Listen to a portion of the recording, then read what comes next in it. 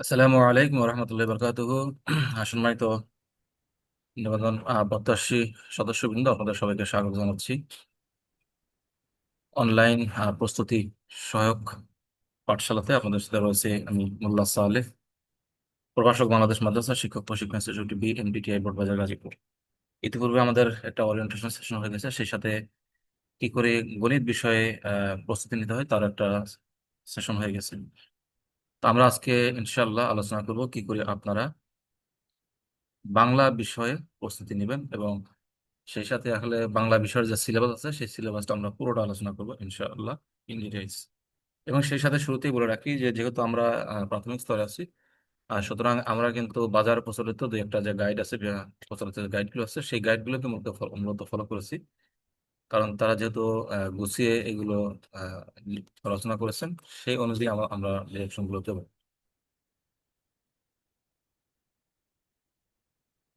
তো আমরা আজকে মূলত কথা বলবো বাংলা বিষয়ের প্রস্তুতি কৌশল, কি করে আমরা বাংলা বিষয়ের প্রস্তুতি নিতে পারবো। এবং প্রথম দিন আমি আপনাদের সাথে ছিলাম ওরিয়েন্টেশন প্রোগ্রামে, সেখানে আমরা চারটা বিষয় নিয়েই অল্প অল্প বিস্তার আলোচনা করেছিলাম যে কোনটা কিভাবে আলোচনা করতে হবে। তো সেই ধারাবাহিকতায় আজকে আমাদের হবে বাংলা বিষয়ের কৌশল। আপনাদের সাথে রয়েছে আমি মোল্লা সালে। এখানে আমার বিস্তারিত পরিচিত একদম আছে, যেহেতু ইতিপূর্বে আপনাদের সাথে পরিচিত হয়েছি, আর নতুন করে পরিচয় দেওয়ার কিছু নেই। আমরা সামনে আগাবো ইনশাআল্লাহ। তো স্যাররা আমরা কিন্তু প্রথম দিনে বলেছি যে আপনাদের কিন্তু অবশ্যই সিলেবাসটা ফটোকপি করে, যেখানে আপনার চোখ যায়, সিলেবাস তো খুব বেশি বড় না, একটা পেজে মনে হয় আটবে পুরো সিলেবাস যেটা আছে। এটা কিন্তু গাইডে তো অবশ্যই আছে আপনাদের, যেহেতু আপনারা আগ্রহী আছেন, মানে নিবন্ধ দিতে আগ্রহী, তার মানে ইতিমধ্যেই আপনারা গাইড সংগ্রহ করেছেন, এই বিষয়ে কোনো সন্দেহ নাই। তো গাইডে তো সিলেবাস আছেই, তার পাশাপাশি সিলেবাসের হাতে লেখা হোক অথবা প্রিন্ট করে হোক, আপনি আপনার চোখ যেখানে সচরাচর যায় সেইখানে ভিজিবল জায়গায় আপনি এটা টাঙিয়ে রাখবেন। তাহলে দেখা যাবে আসলে আপনি আহ পড়তে পড়তে একসময় ভালো লাগতেছে না, তখন আপনি বসে থেকে আপনি সিলেবাসের দিকে তাকালেন যে কোথায় কত আছে, কোন কোন টপিকস আছে, কি কি টপিকস আছে। ধরলাম তখন হচ্ছে বাংলা বিষয়টা সামনে আসলো, তখন কিন্তু বাংলা বিষয়ে সমাস আছে, কারক আছে। তখন কিন্তু আপনার মাথায় একটু হলেও সমাজ বিষয়টা আলোড়ন তুলবে যে আসলে সমাজ বিষয়ে আমার কতটুকু দখল আছে বা কতটুকু আমি প্রস্তুতি নিয়েছি। অনুরূপভাবে ইংরেজিতে দিকে তাকালেন, ইংরেজিতে তাকানোর পর দেখলেন যে parts of speech, voice narration, বিভিন্ন কিছু দেখলেন। তখন কিন্তু আপনার মনে একটু হলেও চিন্তা জাগবে যে আসলে ভয়েস বিষয়ে আমি কতটুকু পড়ছি, বা ভয়েস কি, ভয়েস কত প্রকার কি, এসব বিষয়গুলো কিন্তু আপনার মাথায় কাজ করবে।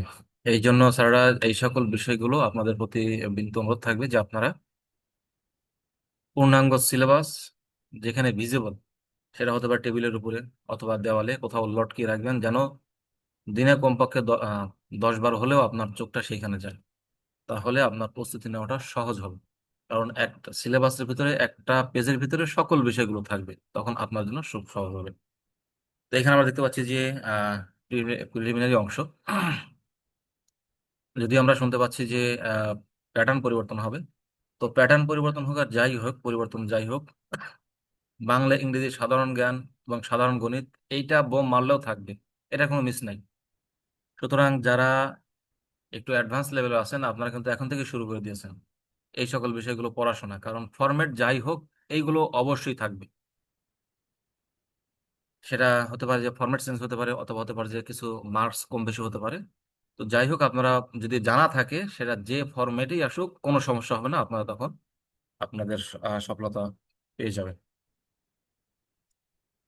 তো এখন আমরা সেই প্রথমে যে বাংলা বিষয় ছিল সে বাংলা বিষয়ে 25 মার্কস, এখানে মূলত আগের যে সিলেবাস গুলো ছিল সেখানে যেই সকল বিষয়গুলো ছিল সেগুলো আমরা একটু দেখতেছি। যে ভাষা রীতি, অবিরাম চিহ্নের ব্যবহার, বাগধারা ও বাগবিধি, ভুল সংশোধন ও শুদ্ধকরণ, ইতিপূর্বে আমরা এর সম্পর্কে মোটামুটি ভালো আলোচনা করেছিলাম। যথার্থ অনুবাদ, সন্ধি বিচ্ছেদ, কারক বিভক্তি, সমাস ও প্রত্যয়, সমার্থক ও বিপরীতার্থক শব্দ, বাক্য সংকোচন, লিঙ্গ পরিবর্তন, মোট 10টা বিষয় এখানে ধরা আছে। আসলে 10টা বিষয় থাকলেও কিন্তু মোটামুটি পুরো যে বাংলা গ্রামার আছে এবং সাহিত্যের কিছু অংশ আছে, সাহিত্য থেকে কিন্তু প্রশ্ন আসে, বিখ্যাত কবি সাহিত্যিক যারা আছে সে আছেন সেখান থেকে। তো স্যার আসলে একটা বিষয়, যেহেতু মনে পড়ছে বিষয়টা বলে রাখি। আপনি যে কোনো প্রশ্ন বা যে কোনো পরীক্ষা যে কোনো মডেল টেস্ট দেন, দেখবেন যে 30 থেকে 35% আপনি জীবনে পড়াশোনা করেন নাই তারপরও পারবেন। এরপরে ধরেন যে এটাকে 60% উন্নতি করার জন্য আপনাকে মোটামুটি মানের পড়াশোনা করলে উন্নতি হতে পারবে। আর তার চেয়ে যখন 80% প্লাস, তার জন্য কিন্তু আপনি যতটা শ্রম দিচ্ছেন তার দ্বিগুণ শ্রম দিতে হবে।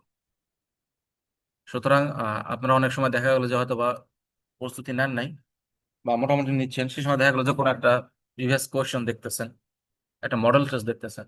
তো দেখার পর দেখতেছেন যে সেখান থেকে আপনি 100টা প্রশ্নের ভিতরে 20টা 30টা এমনি পারতেছেন। তখন আপনার নিজেকে মনে হচ্ছে যে আমি অনেকটা এগিয়ে আছি। কিন্তু বিষয়টা কিন্তু সেরকম না।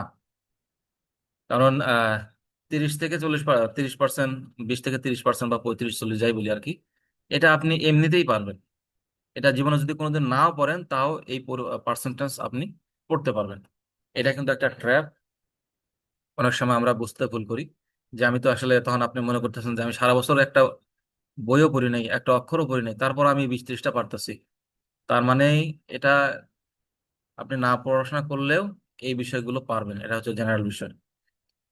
তো সুতরাং আপনারা যখন মডেল টেস্ট বা প্রিপারেশন কোশ্চেন গুলো দেখবেন, আর যখন অল্প অল্প কিছু পারবেন, তখন এটাকে আত্মবিশ্বাস হিসেবে নেবেন না, আপনাকে আরো পড়াশোনা চালিয়ে যেতে হবে। তাহলে যেটা বলছিলাম যে 20 থেকে 30% অথবা 35% আপনি এমনিতেই পারবেন। এবং এর চেয়ে যখন সেটাকে 60% আপনি উন্নত করতে যাবেন, তখন আপনাকে একটা নির্দিষ্ট পরিমাণ পড়াশোনা করতে হবে। এবং এটাকে যখন তার চেয়ে আপগ্রেড করবেন, 80% নিয়ে যেতে চাবেন, তখন আপনি যেই পড়াশোনা করছেন তার দ্বিগুণ পড়াশোনা করতে হবে। অর্থাৎ যত উপর দিকে যাবেন, অর্থাৎ 70 থেকে 80% যাবেন, তখন আপনাকে যা পরিশ্রম করছেন তার দ্বিগুণ। এবং 80 থেকে তার উপরে যাবেন, এর চেয়ে তার চেয়ে দ্বিগুণ, তার চেয়ে দ্বিগুণ। এই জন্য আমরা আসলে এখন থেকে চেষ্টা করব। এবং কখনোই আত্মবিশ্বাস অবশ্যই ভালো, কিন্তু কখনোই ওভার কনফিডেন্স, অতি আত্মবিশ্বাসটা কখনোই ভালো না। এগুলোকে আমরা পরিহার করব। আমরা সবসময় চেষ্টা করব। আপনার সবসময় টার্গেট রাখবেন একদম পাস মার্কস যেটা আছে বা যেই পর্যন্ত গেলে বা সফলতা হবে তার চেয়ে এগিয়ে আপনার টার্গেটটা রাখবেন।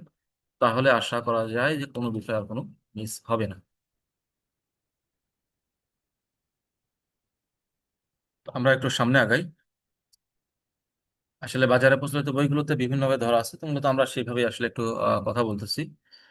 কারণ এখানে আমরা যে 10টা বিষয় দেখতেছি, তো 10টা বিষয় হলে কিন্তু 10টা বিষয় না, এটা মূলত পুরো সিলেবাস, পুরো ব্যাকরণ, বাংলা ব্যাকরণ যেটা আছে, একদম এসেনশিয়াল যে বিষয়গুলো আছে সেই বিষয়। এবং সেই সাথে সাহিত্যের কিছু অংশগুলো এখানে টাচ করা হয়েছে। যেমন ভুল সংশোধন বা শুদ্ধকরণ, এটা কি গ্রামারের কোনো টপিকস আছে? আপনারা কি কেউ দেখাতে পারবেন? এই নামে কিন্তু কোনো টপিকস নাই। তাহলে এই বিষয়টা কি? এইটা মূলত যত ব্যাকরণের যতগুলো বিষয় আছে সবগুলো বিষয় জানা থাকলেই আপনি তখন এই ভুল সংশোধন বা শুদ্ধকরণ এই অংশটা সঠিকভাবে কাজ করতে পারবেন।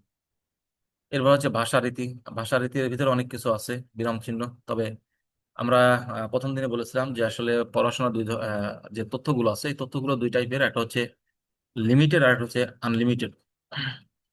তো বিরাম চিহ্ন যে দেখতে পাচ্ছি, বিরাম চিহ্ন কিন্তু লিমিটেড। এখানে ক্ষেত্রে এর A to Z যা কিছু আছে, দাড়ি কমা অর্থাৎ যত ধরনের চিহ্নগুলো আছে সবগুলোর চিহ্ন এবং এইগুলো প্রয়োগ আমরা একদম প্রথমে বুঝবো, হৃদয়ঙ্গম করবো, এরপর আত্মস্থ ঠোঁটস্থ মুখস্থ যা কিছু করা লাগে। কারণ এটা লিমিটেড, এখানে এমন ভাবে প্রস্তুতি নেবেন যেন এইখান থেকে বোম মারলেও এখানকার মার্কসটা মিস না যায়।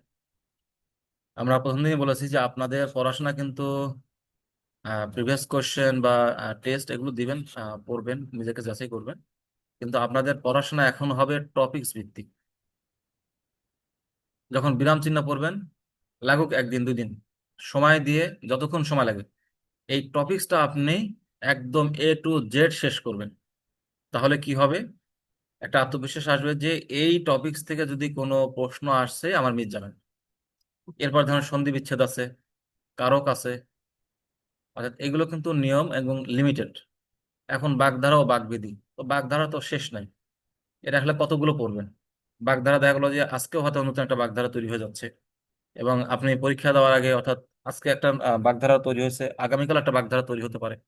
এটা তো আসলে ভাষা নদী এবং জীবন যেহেতু জীবিত, চলমান, সুতরাং এই বাগধারাগুলো কিন্তু নতুন তৈরি হচ্ছে, ভাষায় ঢুকতেছে, এটা স্বাভাবিক বিষয়।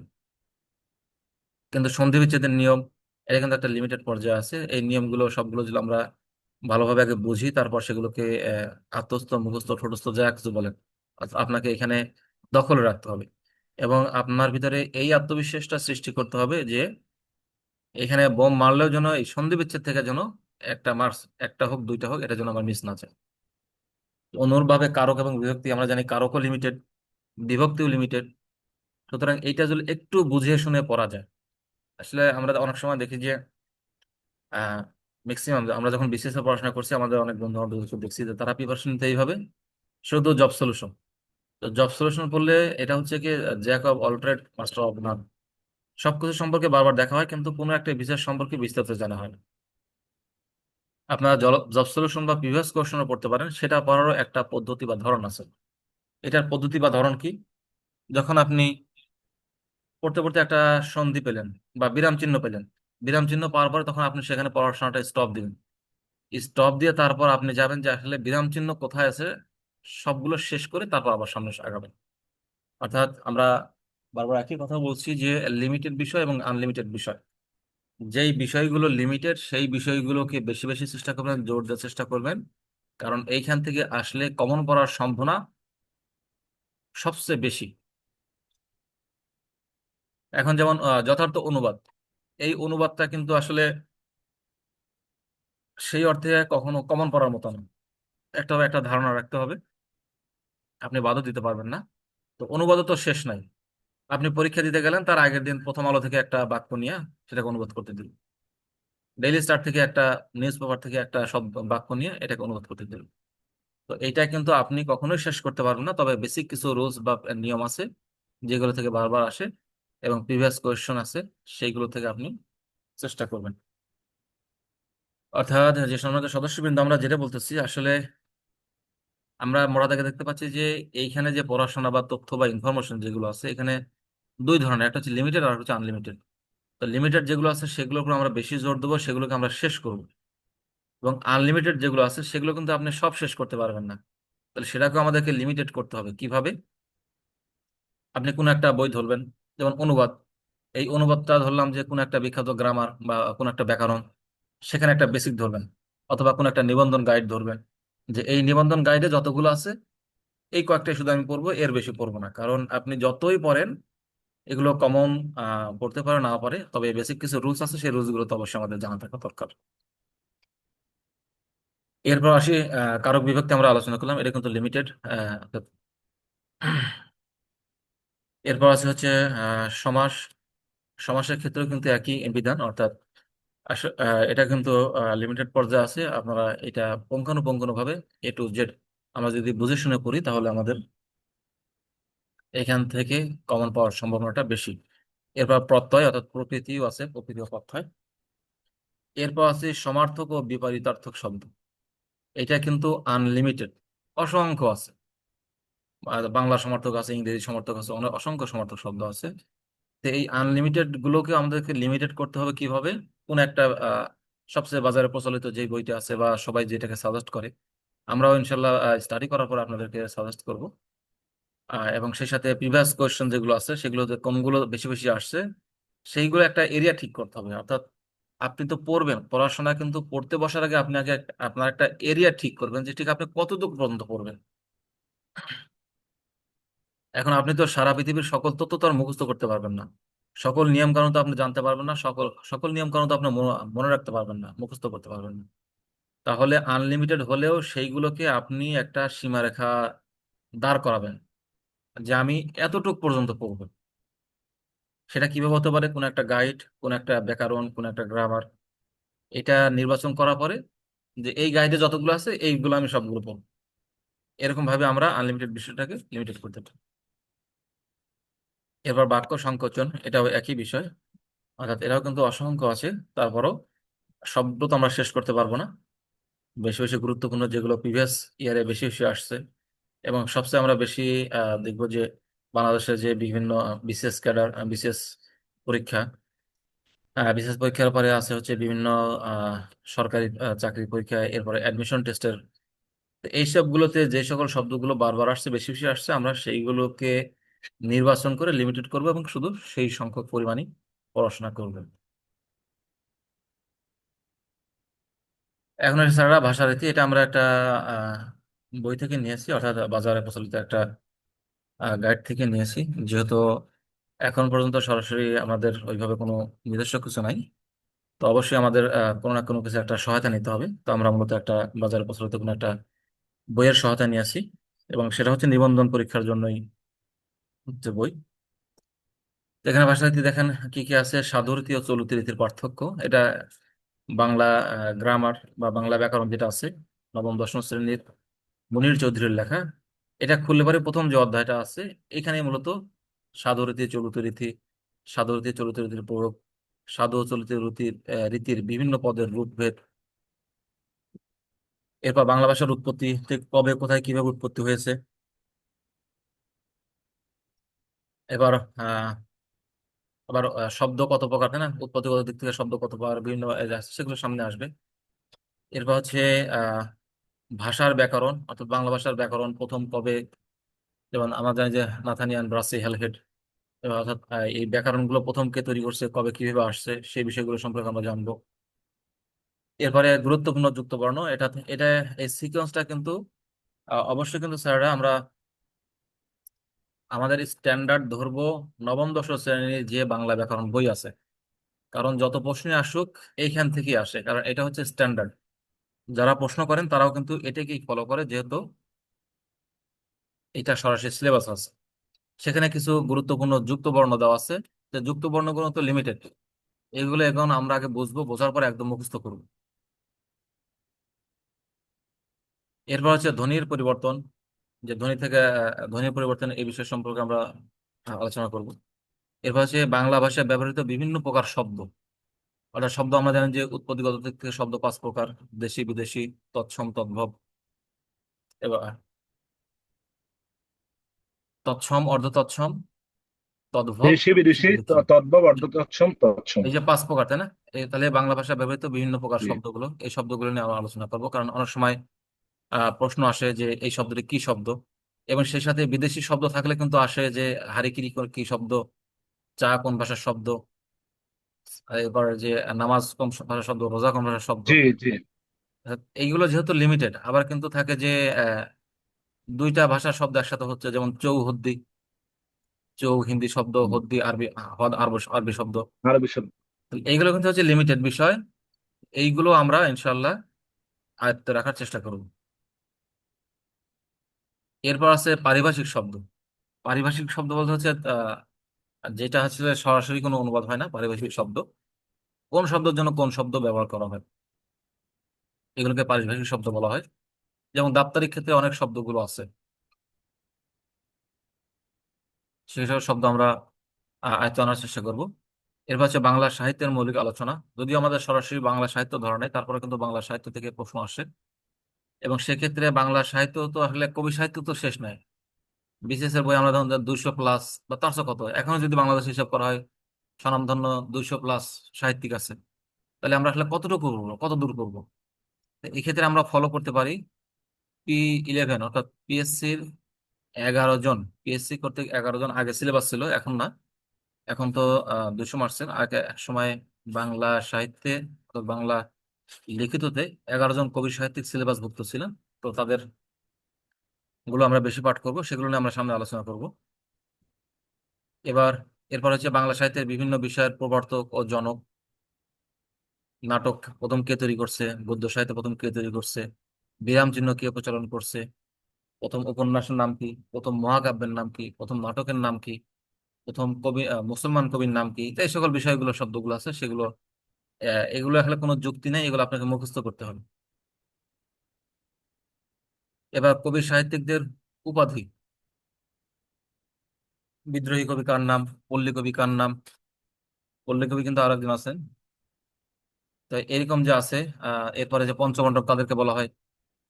এই সকলগুলো অর্থাৎ আমাদের এটা হলে এখানে যুক্তির কোনো বিষয় নেই, এটা হচ্ছে একদম মুখস্থ বিষয়, এরা লিমিটেড বিষয়। অর্থাৎ আমরা এটাও যারা প্রথিতযশা কবি সাহিত্যিক আছেন এবং প্রিভিয়াস ইয়ারে যে সকলগুলো বেশি আসছে সেগুলো আমরা বেশি বেশি করে আত্মস্থ করবো ইনশাআল্লাহ।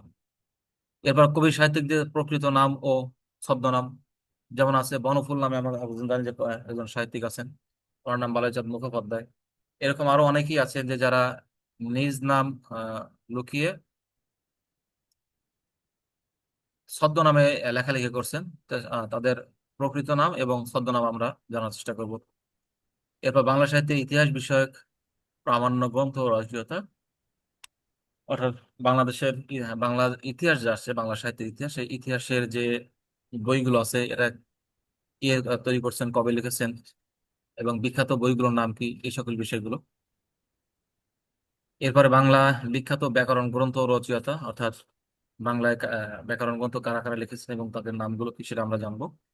এরপর বাংলা পত্রিকার সাময়িকী ও সম্পাদক, এটা একটা বিষয় আছে। সেই 1800 শতক থেকে বা তারও আগে থেকে, যেসব 1800 শতকেই আর কি, ঊনবিংশ শতকেই প্রথম পত্রপত্রিকা প্রকাশিত হয়। সে সকল পত্রপত্রিকা কারা প্রকাশ করেছেন, তাদের সম্পাদকের নাম কি, বিখ্যাত পত্রিকাগুলো কি কি নাম ছিল, সে সকলগুলো আমরা জানার চেষ্টা করবো ইনশাআল্লাহ।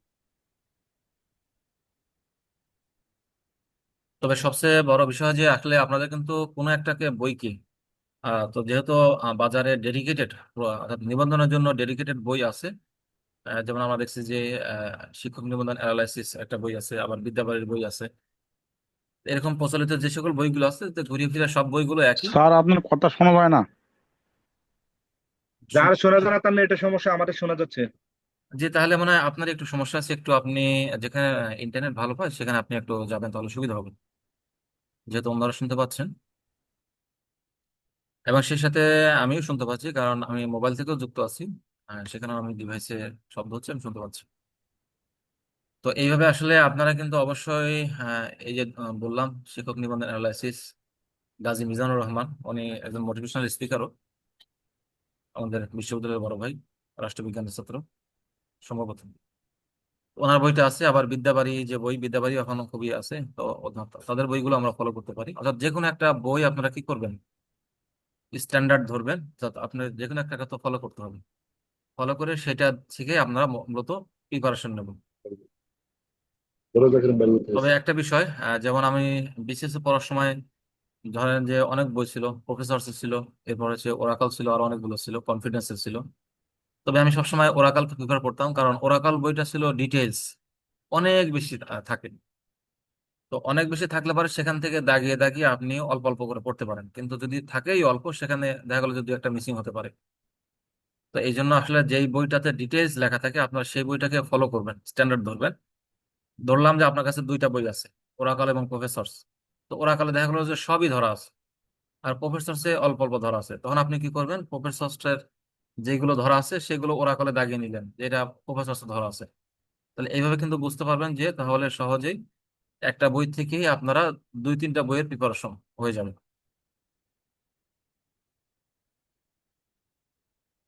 এরপর আছে যে বিরাম চিহ্নের ব্যবহার। তো বিরাম চিহ্ন নিয়ে আমরা আগে কথা বলেছি, যে বিরাম চিহ্ন সেটা 12টা 13টা যাই হোক, মানে first bracket, second bracket, third bracket, এগুলো আলাদা ধরলে কম কমে, আলাদা ধরা বা এক এক ভাবে ধরার উপরেই নির্ভর করে মূলত কম বেশি হওয়ার ক্ষেত্রে।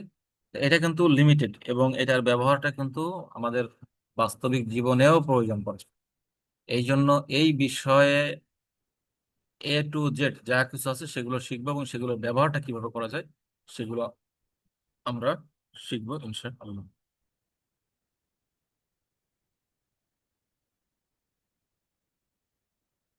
এবার দেখেন বিরাম চিহ্নের ব্যবহার, জ্যোতি চিহ্নের নাম, অর্থাৎ কি কি নাম, কোনটার নাম কি।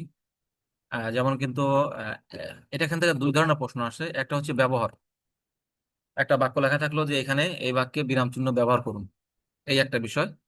আর একটা থাকে পরিচিতি, যে এই চিহ্নের নাম কি, একটা বা কমা বা কোনো একটা চিহ্ন দিয়ে বললো যে এই চিহ্নের নাম কি। তাহলে সেক্ষেত্রে আমাদের প্রতিটা চিহ্নের নাম আলাদা করে জানতে হবে। নাম তো জানতেই হবে, সেই সাথে এটার প্রয়োগটা কোথায় সেটাও আমাদেরকে জানতে হবে। তো এটা যেহেতু লিমিটেড সংখ্যা, তো এইটা কিন্তু এই অর্থাৎ এই টপিকটা আপনার খুবই জোর দিয়ে পড়বেন, যেন এইখান থেকে কোনোভাবেই আপনাদের মিস না যায়। এরপর আছে বাগধারা ও বাগবিধি। তো বাগধারা বাগবিধি নিয়ে আমরা বিস্তারিত আলোচনা করছি। সেটা হচ্ছে বাগধারা বাগবিধির ক্ষেত্রে আমাদের এখানে কোনো যুক্তি নাই, তবে অনেক কিছু আছে যেগুলো আমাদের প্রচলিত, আমরা দৈনন্দিন জীবনে ব্যবহার করি। গান বানতে শিবের গীত, এরকম অসংখ্য শব্দগুলো আছে যেগুলো আমরা বাস্তব জীবনে আমরা কিন্তু প্রয়োগ করি। সুতরাং এইটা খুবই একটা মজার টপিকস। এই বিষয়গুলো পড়বেন যখন আসলে আপনার ভালো লাগতেছে না পড়াশোনা, সেই সময় এইগুলো পড়বেন। অর্থাৎ এটা তাহলে পড়ার কিছু না, একবার করে শুধু দেখে যাওয়া, এটা কিন্তু মুখস্থর কিছু না। এরা পড়তে গিয়ে দেখেন, দেখবেন যে আপনার একটা অনেক সময় আপনার ঠোঁটে মুচকি হাসি চলে আসবে, কারণ বিষয়টা যেহেতু একটু ভালো লাগার বিষয়, মজার বিষয়। তো এইগুলো দেখা গেলো যে যখন আপনি অবসর আছেন, অর্থাৎ কঠিন পড়াশোনা ভালো লাগতেছে না, পড়াশোনার কিন্তু বিভিন্ন ধরন আছে যেগুলো কঠিন মুখস্থ টাইপের, সেগুলো কিন্তু আপনার ব্রেন বা মস্তিষ্ক যখন ফ্রেশ থাকে, বিশেষ করে যেমন ধরেন যে সকালবেলা, সেই সময় কিন্তু আপনি এইগুলো পড়াশোনা করবেন। আর যেগুলো একটু just শুধু দেখে যাওয়ার মতো, আমরা কিন্তু প্রথম দিনই বলেছি যে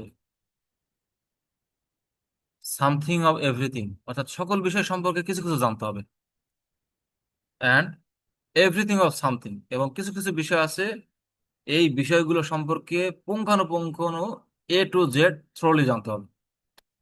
যে আমরা মানে বিষয়টা বুঝতে পারছি, যেমন ধরলাম যে বিরাম চিহ্ন, বিরাম চিহ্ন কিন্তু একদম A to Z। এটা কিন্তু আসলে কোনটা ইম্পর্টেন্ট কোনটা ইম্পর্টেন্ট না এটা কিন্তু বলার সুযোগ নাই। কোন চিহ্ন দিয়ে বসবে আপনি কিন্তু বলতে পারবেন না। তো যেহেতু এটা লিমিটেড, আমরা এটা একদম ঠুটস্থ মুখস্থ করবো। আর বাগধারা বাগবিধি এটা আসলে অনেক সময় কমন পড়তে পারে, নাও পড়তে পারে। তারপর আমরা কোনো একটা নিবন্ধন গাইড দেখে আমরা এরিয়াটা ঠিক করে নেবো যে ঠিক কতটুকু পর্যন্ত পড়বো। এরিয়াটা ঠিক করে নেবার পরেই আমরা সেই এরিয়াটুকু আমরা কমপ্লিট করব। অর্থাৎ আপনি একটা টার্গেট রাখবেন যে এই পর্যন্ত পড়াশোনা করলে আমার প্রিপারেশন মোটামুটি সন্তোষজনক। এবার হচ্ছে ভুল সংশোধন বা শুদ্ধকরণ। আসলে ভুল সংশোধন বা শুদ্ধকরণ এটা এককভাবে কোনো টপিকস না, এটা এই নামে বাংলা ব্যাকরণে কোনো বিষয় নয়। এটা হচ্ছে বাংলা ব্যাকরণের সকলগুলো বিষয় একত্র করে মূলত ভুল সংশোধন বা শুদ্ধকরণ বিষয়টা। এটাও আমাদেরকে জানতে হবে। এটা আমরা তখনই করতে পারবো যখন আমরা সকল বিষয় সম্পর্কে পুঙ্খানুপুঙ্খভাবে জানতে পারবো। প্রথমে দেখেন আসছেন যে শব্দ শুদ্ধকরণ। তো যখনই শব্দের বিষয়গুলো আসবে, শব্দের সাথে কি কি জড়িত আছে? সন্ধি জড়িত আছে, এরপর আছে সমাস জড়িত আছে, প্রকৃতি ও প্রত্যয় জড়িত আছে, অনুসর্গ জড়িত আছে, উপসর্গ জড়িত আছে। অর্থাৎ আমরা কি কি বললাম? সন্ধি, প্রকৃতি, প্রত্যয়, অনুসর্গ, উপসর্গ। এই বিষয়গুলো যদি আপনার ভালোভাবে জানা থাকে তাহলে কিন্তু আপনি শব্দ যে আছে এই শব্দর আহ উচ্চারণটা শুদ্ধ করতে পারবেন। এবং সেই সাথে এই শব্দ শুদ্ধকরণে যা দেখবো যে কিছু কিছু শব্দগুলো আছে যে শব্দগুলো সবসময় ডিস্টার্বিং, অর্থাৎ মনে রাখার মতো, যেমন মুমূর্ষু একটা শব্দ আছে, এরকম কিছু শব্দগুলো আছে, বুভুক্ষ শব্দ, যে আবার হচ্ছে মরীচিকা, চিকিৎসা, বা কিছু কিছু শব্দগুলো আছে যেগুলো হচ্ছে কনফিউজিং, এবং এই শব্দগুলো কিন্তু বারবার আসে। এই ক্ষেত্রে আমরা কি করব? আমরা হলে প্রথম দিনই বলছি যে আপনাদের কিন্তু পরীক্ষার আগ পর্যন্ত যদি সফল হতে চান, আপনার একটা এমন একটা পরিবেশ ক্রিয়েট করতে হবে যেন আপনার রুমে ঢুকলে পারে কেউ বুঝতে পারেন যে আপনি পড়াশোনা করেন। এটা কিভাবে করবেন? যেই শব্দগুলো বারবার আসে এবং আপনার নিজের মনে থাকে না, কনফিউজ হয়ে যান, এগুলো কি করবেন? সুন্দর করে লিখবেন।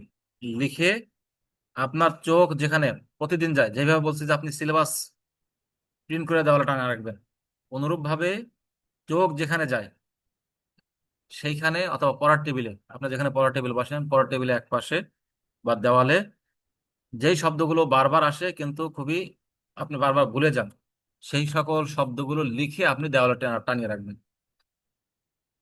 তাহলে আপনার প্রিপারেশন কি হবে? যে কোথাও বাড়ি থেকে কোথাও আসলে এই সময় তো আপনার বই খুলতে পারতেছেন না। কিন্তু এইটা দেখেন, এটা দেখলে পরে এখানে সকল জটিল শব্দগুলো আছে, এটা একবার করে দেখলে পরে আপনি যে আগে পড়ছিলেন, মুখস্থ করছিলেন, সেটা আপনার মস্তিষ্কে আবারও এটা উজ্জ্বল হয়ে উঠবে। এই জন্য আসলে বারবার পাঠ করতে হবে।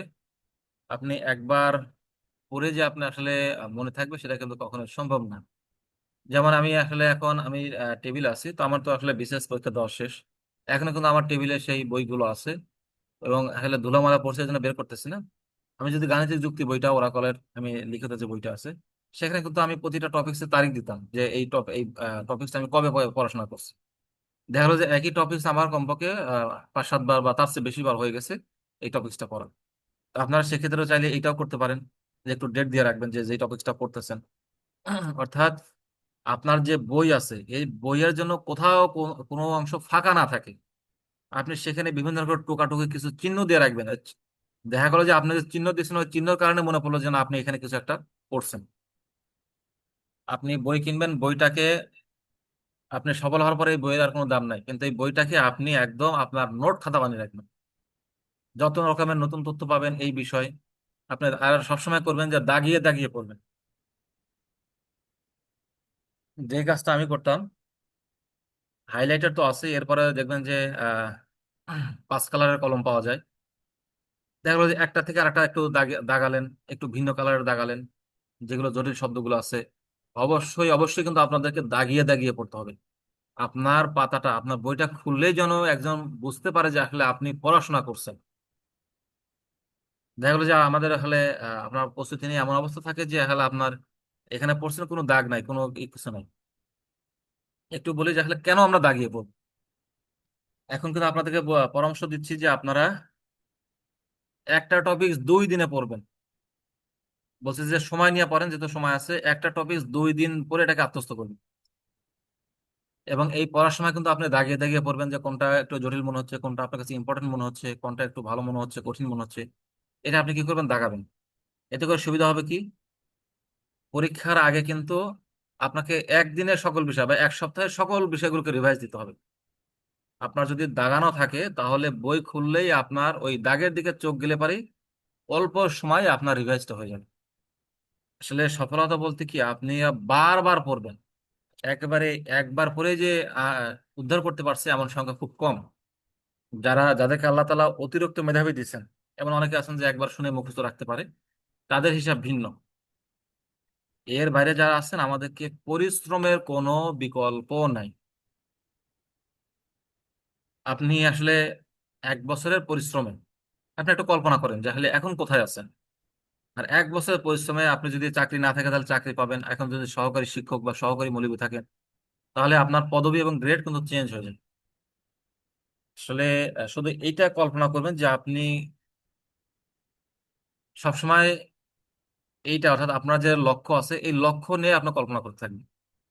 তাহলে আপনার ভিতরেই সেলফ ইন্সপাইরেশন যেটা, সেলফ মোটিভেশন যেটা আছে সেটা জাগ্রত হবে। পৃথিবীর যত মোটিভেশন আসুক না কেন, আপনার যদি সেলফ মোটিভেশন, নিজেই যদি নিজেকে মোটিভেট করতে না পারেন তাহলে কিন্তু কাজের কাজ কিছুই হবে না। আচ্ছা, আমরা একটু সামনে আগাই, আর একটু সামনে আগাই। তো আমরা আজকে যে শুদ্ধকরণ, তো শুদ্ধকরণের 2টা অংশ, একটা হচ্ছে শব্দ শুদ্ধকরণ আর একটা হচ্ছে বাক্য শুদ্ধকরণ। তো শব্দ শুদ্ধকরণের জন্য আমরা যেটা বললাম যে সন্ধি, এরপর হচ্ছে সমাস, প্রকৃতি প্রত্যয়, অনুসর্গ, উপসর্গ, এই সকল বিষয়গুলো আমাদের জানতে হবে। আর বাক্য শুদ্ধনের জন্য কিন্তু আমাদের এই যে পদ প্রকরণ বা যেগুলো আছে, বেশি বিষয়গুলো আছে, সে সকল বিষয়গুলো কিন্তু জানতে হবে। কারণ বাক্য শুদ্ধকরণ না, শুদ্ধকরণ নামে কিন্তু বাংলা ব্যাকরণে কোনো টপিকস নাই। সবগুলো বিষয় মিলেই মূলত বাক্য শুদ্ধিকরণ বা শুদ্ধকরণ যাবে। এরপর আছে যথার্থ অনুবাদ ও শিরোনাম। এই বিষয়টা আমরা একটু খেয়াল করব। এই অনুবাদ কিন্তু আপনার বাংলাতেও আছে, ইংরেজিতেও আছে। সুতরাং এইটাতে কিন্তু আপনাকে ডাবল গুরুত্ব দিতে হবে, যেহেতু এটা বাংলাতেও আছে, ইংরেজিতেও আছে। অর্থাৎ একটা টপিক পড়লে পরে আপনার 2 জায়গায় কাজ হচ্ছে। সুতরাং এটাকে আপনারা একটু গুরুত্ব সহকারে পড়বেন। আর যে কোনো একটা বই থেকে পড়বেন, কারণ একটা পড়লে পারে সেটা বাংলা থেকে ইংরেজি, ইংরেজি থেকে বাংলা, দুটোর কাজই হয়ে যাচ্ছে। এরপর দেখা যাচ্ছে সন্ধি বিচ্ছেদ। তো সন্ধি বিচ্ছেদকে আমরা লিমিটেড অংশে রাখছি। আমরা জানি যে বিভিন্ন কিছু নিয়ম আছে, যে স্বর অ আর স্বর অ যোগ আ হয়, বা কোনটার সাথে মিলিত হয় কোনটা কি হয়। তো এই নিয়মগুলো আমরা প্রথমে আগে আহ বুঝবো, এরপর মুখস্থ করব। তাহলে এই নিয়মগুলো আমাদের জানা থাকলে পারে যেখান থেকেই দিক, এটা আমাদের আনকমন বলতে কিছু থাকবে না। এরপরে কিছু কথা আছে, সে কথাটা হচ্ছে যে নিপাতনে সিদ্ধ। কিছু কিছু সন্ধি আছে আর কোনো ব্যাকরণ মানে না, নিয়ম মানে না। অর্থাৎ নিপাতনে সিদ্ধ মানে কি, যেটা আসলে কোনো নিয়ম নাই, নিয়মের বাইরে যেটা, সেটাকে বলা হয় কি, নিপাতনে সিদ্ধ। নিপাতনে সিদ্ধ।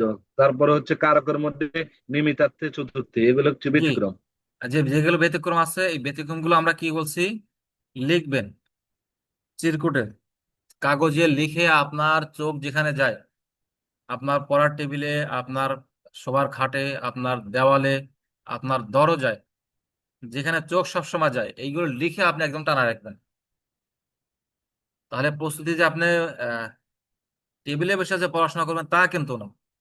আপনি এই এখন থেকে 24 ঘন্টা পড়াশোনার ভিতরে থাকবেন। যে বিষয়টাকে আমরা বুঝতে পারছি। আপনার ভালো লাগতেছে না, রুমে জি আসলাম। জি, রুমে আসার পরে, বুঝতে পারছি ইনশাল্লাহ। একবার দরজার দিকে তাকালেন, দরজায় দেখা গেলো যে দরজায় আপনার একটা যুক্ত অক্ষরগুলো টানানো আছে, দরজায় আপনার নিপাতনের সিদ্ধ সন্ধিগুলো টানানো আছে। এরপর হচ্ছে কঠিন জটিল শব্দগুলো বা যেগুলো আপনার কাছে কনফিউজিং মনে হয় বা মনে থাকে না, সে সকল শব্দগুলো টানানো আছে। আপনি একবার করে দেখেন, দেখলে পারে কিন্তু এটাও কিন্তু আপনার পড়াশোনা। সবসময় যে আপনাকে খাতা কলম নিয়ে টেবিলে বসে পড়াশোনা করতে হবে তা কিন্তু না। অর্থাৎ আপনার পরিবেশটা, ইনভায়রনমেন্টটা এমন ক্রিয়েট করতে হবে যেন আপনি যেদিকে তাকাবেন শুধু আপনার এই পরীক্ষা কেন্দ্রিক, পড়াশোনা কেন্দ্রিক। সেই সাথে কিছু অনুপ্রেরণামূলক উক্তি আপনারা আপনাদের দেওয়ালে টানিয়ে রাখতে পারেন। এখন যেটাকে বলে আমরা সেলফ মোটিভেশন, দেখা গেলো যে আপনি পদের কারণে কোথাও, হতে পারে না যে চাকরি না থাকার কারণে আসলে অনেক সময় অনেক কথা শুনতে হয়। সেটা সমাজে বলেন, পরিবারে বলেন, আপনজন কর্তৃক অনেক সময় কিন্তু অনেক কথাগুলো শুনতে হতে পারে। সেই কোনো একটা আঘাতকে আপনি শক্তি হিসেবে পরিণত করবেন। সেই বারবার সেই আঘাতটাকে মনে করার চেষ্টা করবেন, তাহলেই আপনার ভিতরে সেই শক্তিটা জাগবে। ধরেন যে আসলে চাকরি না থাকলে তো বেকার, এর জন্য আশেপাশে অনেক কথা শুনতে হয়। আবার যারা চাকরিরত আছেন সহকারী মৌলবীতে, সহকারী শিক্ষকে, দেশে আপনারা দেখছেন যে আপনাদের প্রতিষ্ঠানে বা অন্য জায়গায় গেলে পারে আপনাদের সাথে যারা উপরে আছে তাদের সাথে ব্যবহার আর আপনাদের সাথে ব্যবহার কিছুটা হলেও তো কম বেশি আছে। তো যে সকল বিষয়গুলো আপনার মনে রেখাপাত কাটছে সেগুলোকে আপনি বারবার মনে করার চেষ্টা করবেন, তাহলে আপনি আপনার ভিতরে একটা ফোর্স কাজ করবে। এবং যারা, এটা একটা মোটিভেশন তাই না, যে ভালো চাকরি চাকরি পেলে ভালো একটা বিয়ে বিয়ে শাদী হবে, বা আমরা জীবন প্রতিষ্ঠিত হতে পারবো, আমার বাবার জন্য কিছু করতে পারবো, আমার মার জন্য কিছু করতে পারবো। জানেন যে আমার বাবা মারা তো আমাদের জন্য অনেক কিছু করছে। এখন জীবিত অবস্থায়, বাবা মা জীবিত অবস্থায় তাদেরকে যদি আমরা উপকারে না আসতে পারি, এরকম অসংখ্য পোস্ট আমরা দেখতে পাই। যেহেতু আমি বিশেষ চ- অর্থাৎ অনেকবার বিশেষ দিয়েছি, অনেক আহ, বিশেষকাররা আমাদের সাথে যুক্ত আছে ফেসবুকে। তো ওনারা কিন্তু এরকম আবেদনময় একটা স্ট্যাটাস দেন যে আসলে এখন চাকরি পাইছি, কিন্তু এটা দিয়ে আমি যে বাবাকে যে একটা কিছু করবো, বাবার জন্য একটা কিছু কিনবো, কিন্তু বাবাই পৃথিবীতে নাই। এই জন্য এটা হচ্ছে গ্রেট মোটিভেশন। এই সকল মোটিভেশন ছাড়া আপনি সামনে রাখতে পারবেন না। এই কথাগুলো আপনি বারবার মনে করবেন, তাহলে আপনার ভিতরে, ভিতর থেকে একটা শক্তি, একটা উৎসাহ, একটা অনুপ্রেরণা চলে আসবে। এবং সেই সাথে আপনার অবস্থানের কারণে পরিবারের, সমাজে অনেক সময় অনেক কথা শুনতে হয়। সেই কথাগুলোকে আপনি আপনার শক্তি হিসেবে কাজে লাগাবেন। এই কথাগুলো যে বা এমন কিছু আপনি লিখে রাখেন যেগুলো মনে পড়লে, যেগুলো দেখলে আপনার ভিতরে স্পৃহা জাগে। তো যেটা বলছিলাম যে আসলে এই এখন থেকে আপনার যেখানে বসবাস করবেন সেই বসবাসের পরিবেশটাই হবে পড়াশোনা কেন্দ্রিক। যেন আপনার রুমে ঢুকলেই কেউ বুঝতে পারেন যে না, এখানে একজন পরীক্ষার্থী আছে। আর ধরে নিলাম যে আপনি আপনার মেধা, যোগ্যতা এবং আত্মবিশ্বাস আছে যে আপনি আপনার সফলতা বুঝতে পারবেন, অর্থাৎ সহকারী বা প্রভাষক এই পদে আপনি টিকে যাবেন। এর পরেও কিন্তু কথা থেকে যায়। ধরেন যিনি ফার্স্ট হবে তিনি কিন্তু ঢাকার একটা স্বনামধন্য প্রতিষ্ঠানে, ধরেন ভিকারুননিসা যারা শিক্ষক, তাদের মাসে মনে করেন যে লাখ লাখ লাখ টাকা, এদের টিউশনি বা যেই অর্থাৎ যতটা মর্যাদা, এটা ধরেন যে ব্যাংকে চাকরি করে বা অন্যান্য বড় বড় ক্যাডার আছে, তাদের কিন্তু আসলে এর ধারে কাছে যাবেন। তো আপনার মার্কসটা যত ভালো থাকবে আপনি কিন্তু ততটা ভালো পর্যায়ে যাবেন। সুতরাং আপনার টার্গেট থাকবে যে কোনো ভাবে ঢাকা শহরে। ঢাকা শহরে এমন আছে তাই না, ভিকারুননিসায় আমরা মাঝে মাঝে শুনি যে ভিকারুননিসায় ছাত্র ভর্তি করার জন্য অনেক সময় যে কেলেঙ্কারি হয়, 2 লাখ, 3 লাখ, 5 লাখ, 10 লাখ টাকা ঘুষ দিচ্ছে যারা বড় লোক আছে, তারা কিন্তু তাদের সন্তানকে এখানে ভর্তি করানোর জন্য। তো সেই প্রতিষ্ঠানে যদি আপনি নিয়োগ পান, তাহলে আপনার স্ট্যাটাসটা কত হবে। ধরেন যারা ক্যাডার আছে, এডুকেশন ক্যাডার আছে, তাদের সে কিন্তু আসলে অনেক দিক থেকে, আর্থিক দিক থেকে পৃথিবীর সকল কিছুই অর্থকেন্দ্রিক। এই জিনিসটা মনে রাখবেন। পদ পদবি যা কিছু বলো না কেন, অর্থের কাছে সবকিছু ধরা। এই জন্য আপনারা সবসময় চেষ্টা করবেন যে আপনার যদি আত্মবিশ্বাস থাকে যে আমি প্রভাষক পদে হয়ে যাচ্ছি, তাহলে আপনি চেষ্টা করবেন আপনি কিভাবে আরো একদম সেন্ট্রালে বসতে পারবেন। এবং সেই সাথে যারা ম্যাডামরাও আছেন সেই সাথে আসলে যেহেতু পরিবারও একটা বিষয় আছে আপনাদের, কিন্তু আমরা এখন শুনি আসলে একসময় তো আমরা জানতাম যে গণবিজ্ঞপ্তিতে একবার চাকরি পাওয়ার পরে আবারও আবেদন করতে পারতেন, কিন্তু মাঝখানে হঠাৎ করে আবার সেটা বন্ধ করে দেওয়া যায়। তো আমরা কিন্তু সেই ম্যাডামদের হাহাকার গুলো শুনতে পাই যে তারা পরিবার থেকে, একজন যেমন আছে যে পরিবারের তিনজন সদস্য, স্বামী থাকে এক জায়গা, সন্তান থাকে এক জায়গা, সব মা থাকে এক। সপ্তম ধারা বাতিল করে দেওয়াতে আর আবেদন করা যায় না, জি, যে তাহলে সপ্তম ধারা। আপনার যদি মার্কস বেশি থাকে তাহলে কিন্তু আপনার ফার্স্ট চয়েস যেটা দিবেন সেখানে কিন্তু আপনি পাবেন। জি। তো এইখানে যারা যুক্ত আছেন আমি ধরেই নেব যে আমার আপনারা। আলহামদুলিল্লাহ আমার এলাকায় হয়েছে, জি, আমার এলাকায় হয়েছে আলহামদুলিল্লাহ, সহকারী জি পদে। আলহামদুলিল্লাহ। এখানে যারা আছেন, ফেল বিষয়টা এটা আমার মাথাতেই আসবে না। আমরা ধরেই নিয়েছি যে আপনারা আপনার কাঙ্ক্ষিত লক্ষ্যে পৌঁছেছেন। এখন এরপরে আপনি চেষ্টা করবেন, শুধু লক্ষ্যে পৌঁছলে হবে না। ধরেন যে ঢাকা শহরের একটা প্রতিষ্ঠান আর অজপাড়াগাঁয়ের একটা প্রতিষ্ঠান, রাত দিন পার্থক্য। এই বিষয়টা আসলে তখন বুঝতে পারবেন।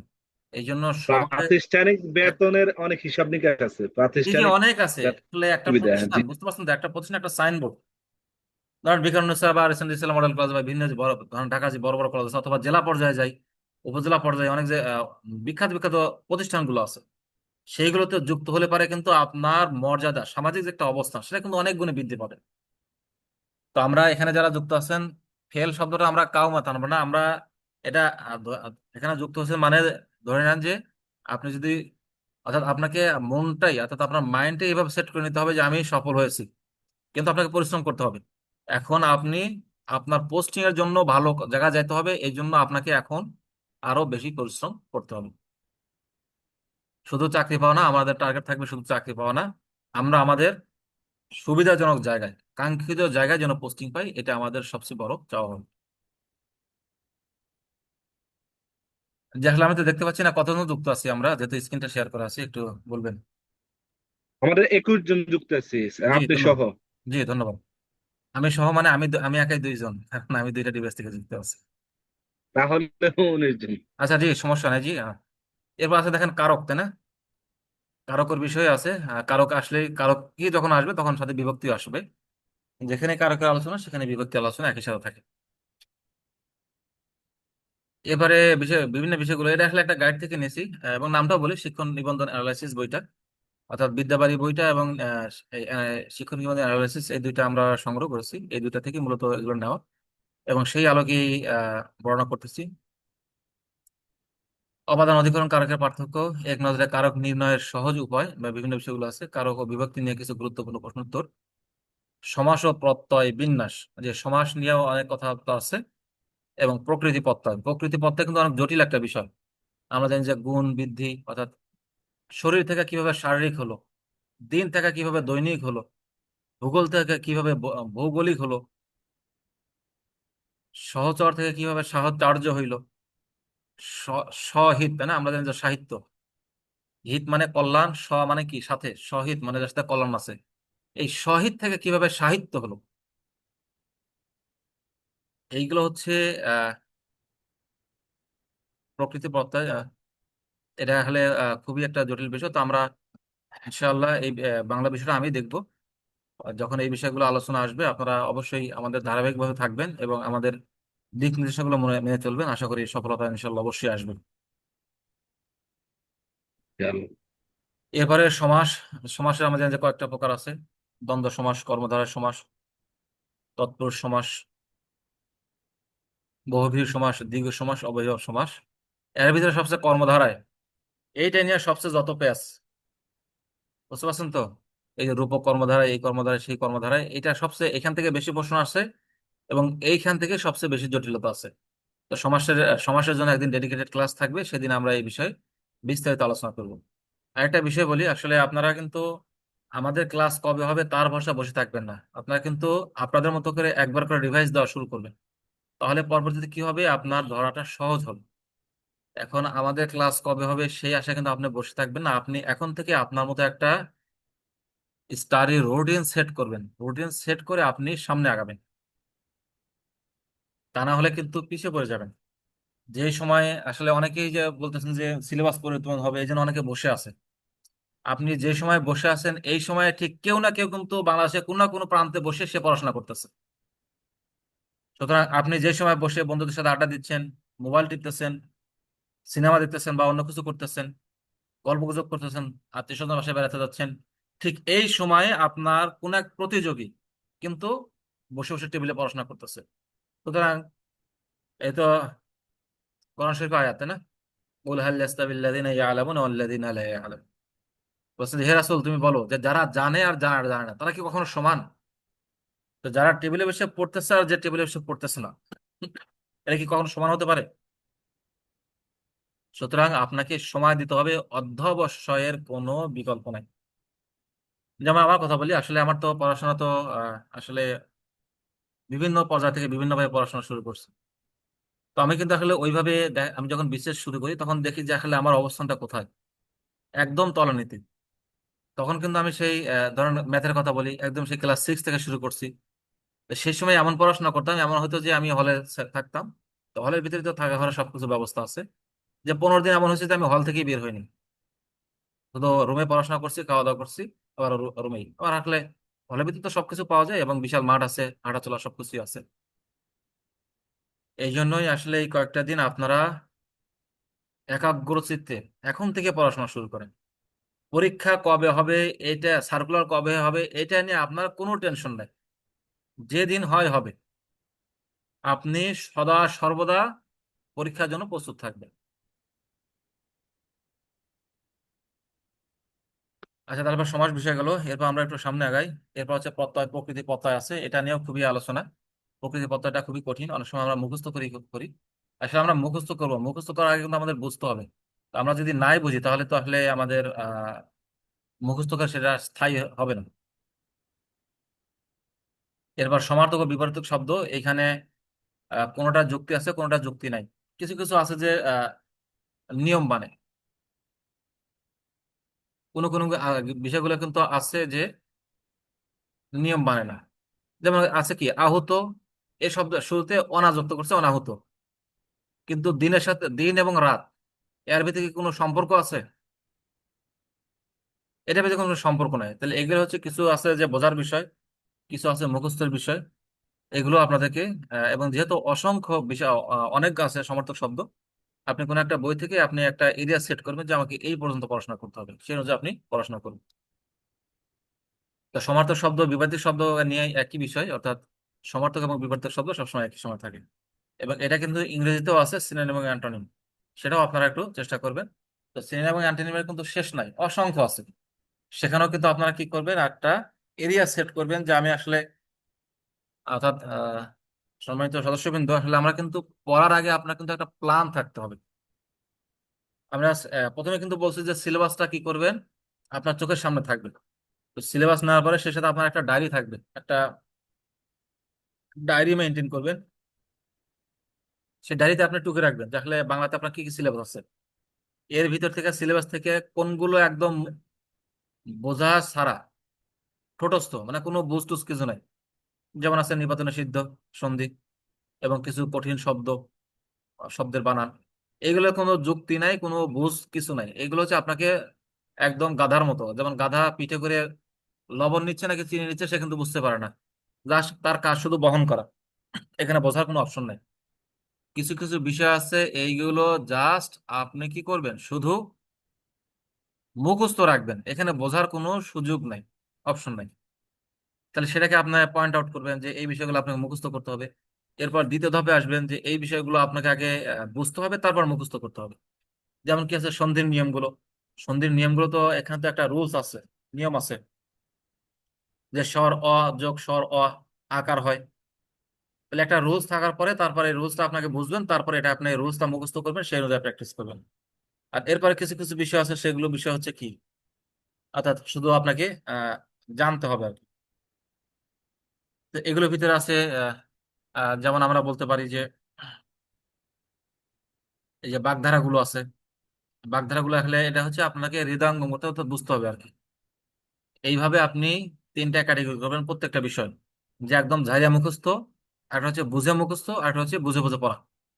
এইভাবে অ্যানালাইসিস করে আপনি ডায়েরি মেনটেন করবেন। শুরুতেই আপনি মনে করেন যে যখন আপনার মস্তিষ্ক ফ্রেশ থাকবে তখন আপনি একদম ঝাড়িয়া মুখস্থ, যেখানে কোনো যুক্তি নাই, সেটা কাজ করবেন। এরপর সেকেন্ড স্টেপে যাবেন, আর যখন ভালো লাগবে না তখন বসে বসে এই যে যেমন সমার্থক শব্দগুলো দেখতেছেন, অথবা বাগধারাগুলো এগুলো দেখতেছেন, অথবা অনুবাদগুলো, যে হলে কোনটার অনুবাদ কেমন হয়।